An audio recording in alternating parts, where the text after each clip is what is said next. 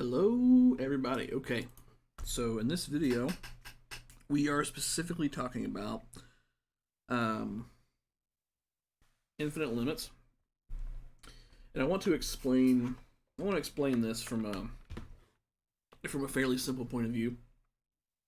So let's look at something really simple. I'm gonna call this thing q of x for a quotient, and it's gonna be very, very simple. It's just gonna be 3x to the power 5 over 5x to the power 7. And, um, from algebra, we should already know that this is going to be like 3 over 5x to the 2 just by using properties of algebra. A couple things I want to point out here that are obvious in either one of these, that is either this one or this one, because they are equivalent after all, is that the degree, in other words, the highest power of x, the degree in the denominator is greater than the degree in the numerator. That's the first thing I want to point out. So the stuff that we're going to discuss applies to all such problems where the degree of the denominator is greater than the degree of the numerator. Okay, now, just for a little bit of time, let's work with the unsimplified version. Okay? And if we're talking about limits as x approaches infinity of some function, or the limit as x approaches negative infinity of some function. If we're talking about these, what we're really talking about is something pretty simple, and that is what happens to f at large x. What happens to f at large x? Okay, so, a lot of times, I'm not going to say every time, but a lot of times you can get a pretty good idea of what's going on by plugging in a giant number, like something like a million or something a little bigger. And so, let's do that for a second, okay? Once again, my function is 3x to the 5 over 5x to the 7, okay? And what I'm going to do is I'm going to plug in a giant number. I'm going to plug in a number like a billion. There's a million. There's a billion. If I plug this in, I'm going to get 3 times a billion to the 5th power over 5 times a billion to the power 7. Okay, and let's imagine what a billion to the 5th looks like. That's literally a billion times a billion times a billion times a billion times a billion. It's a billion multiplied 5 times. And likewise, a billion to the 7th is a billion multiplied by itself 7 times. Okay? And so what I'm going to do is I'm just going to sort of abbreviate this in the following way. A billion is the same thing as 10 to the power 9. Because there's 1, 2, 3, 4, 5, 6, 7, 8, 9 zeros. If I raise that to the 5th, it means I'm literally writing that thing 5 times. There's 4. One more. Over, and now I'm going to have 5, and then times 10 to the 9 7 times. So 1, 2, 3, 4, 5, 6, 7. Okay? And now we can sort of see exactly what's going to happen. Look, there's 10 to the 9 here, cancels with 10 to the 9 here. That is 10 to the 9 over itself is 1. Same thing here, same thing here. 10 to the 9 over itself is 1. 10 to the 9 over itself is 1. And now what's remaining? We have a 3/5, and we have 2 factors of 10 to the 9 in the bottom. So this turns into 3 over 5. And then 10 to the 9 times 10 to the 9 is 10 to the 18. Okay? 10 to the 18. So this is really 3 over, and then this is 5 times 10 to the 18, right?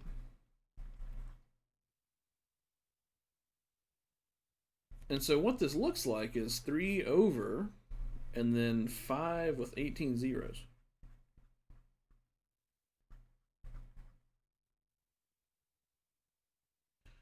Like that. And if we do, if we, let's actually do it. Let's actually do it. And we'll see what we're going to get. 3 over 5 with 18 zeros. This is going to be really, really, really close to 0. But I want to be explicit, and I want to show you exactly what I'm talking about. Okay. And clear that. 3 over 5 with 18 zeros. 1, 2.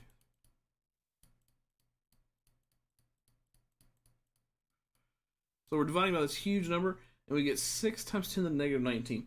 That means that there's 19. That means there's 19 zeros. 0 0.1, 2, 3, 4, 5, 6, 7, 8, 9, 10, 11, 12, 13, 14, 15, 16, 17, 18, 19. And then there's a 6 after that. Okay?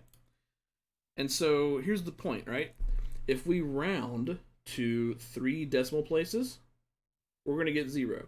If we round to 4 decimal places, 5, 6, 7, 8, 9 decimal places, we're still going to get 0.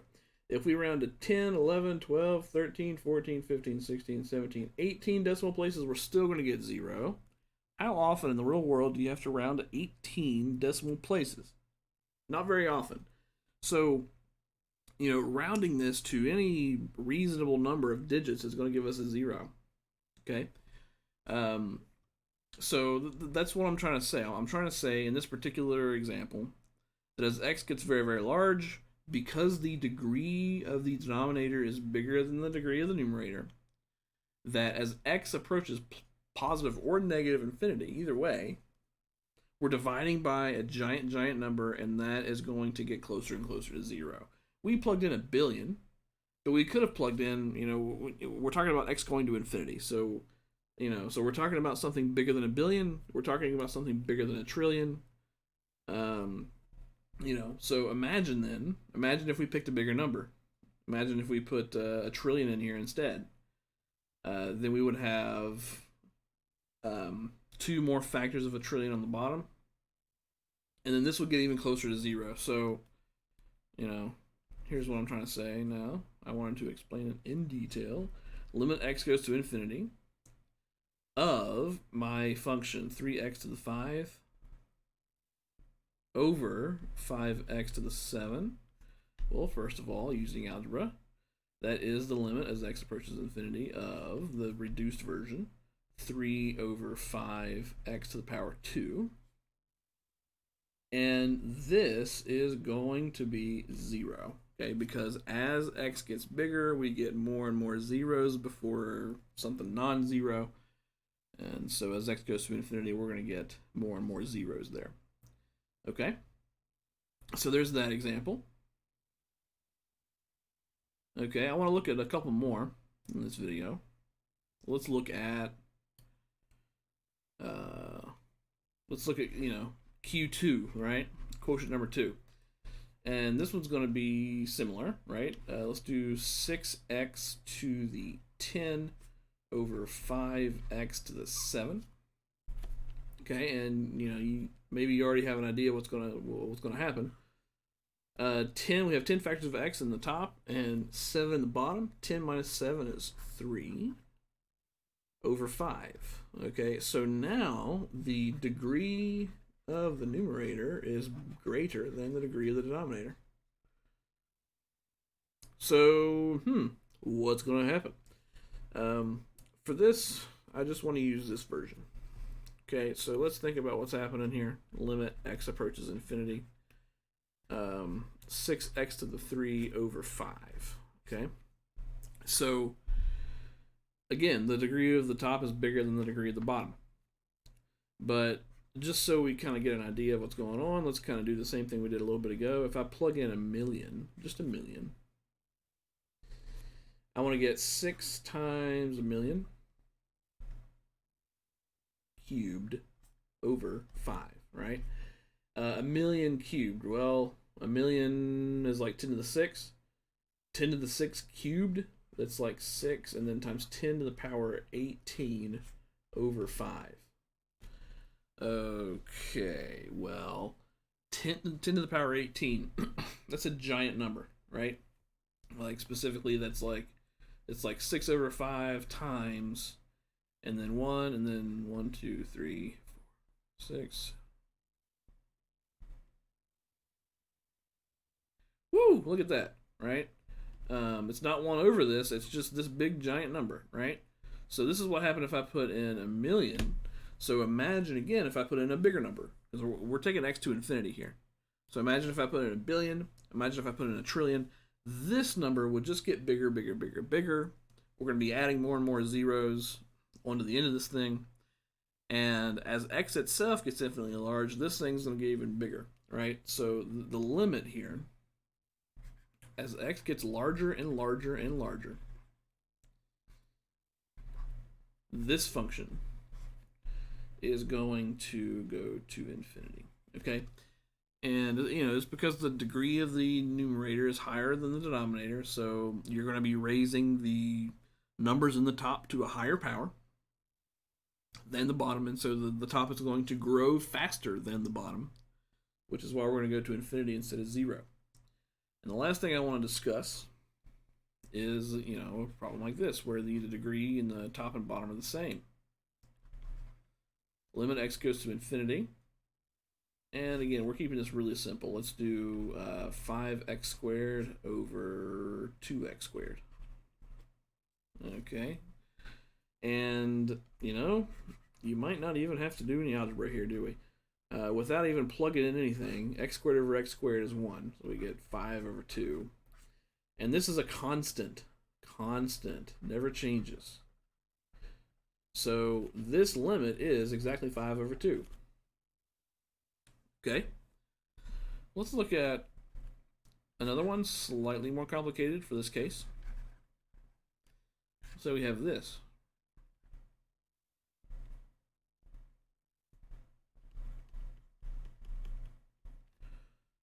Over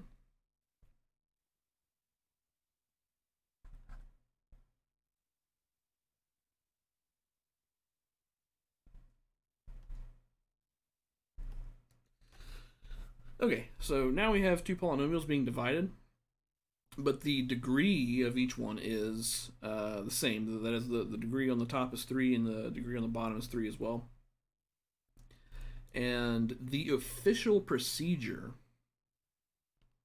before I get into that, the answer here is going to be 3 over 7, and we can tell just by looking. Okay, but we're in AP Calculus, and AP wants justification. And, even if you're in college calculus, they also want justification. So the official way that we do this, and this is going to apply to a lot of different problems, is we want to factor the highest power of x in the denominator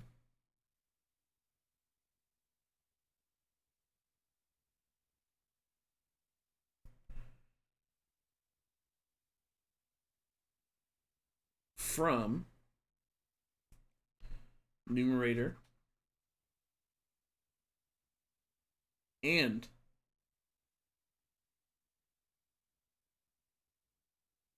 denominator.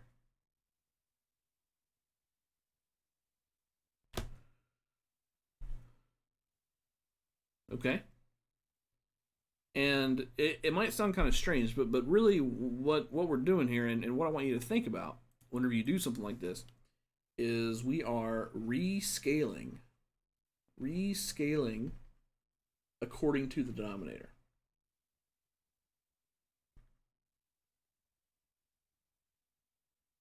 This makes it easier to determine if the top is growing faster, slower, or the same rate. Now, obviously, we can see the degrees are the same. But to justify your answer, which is 3 over 7, we have to do what I'm getting ready to do. Okay? So the highest power of x in the denominator is 3. So what I'm going to do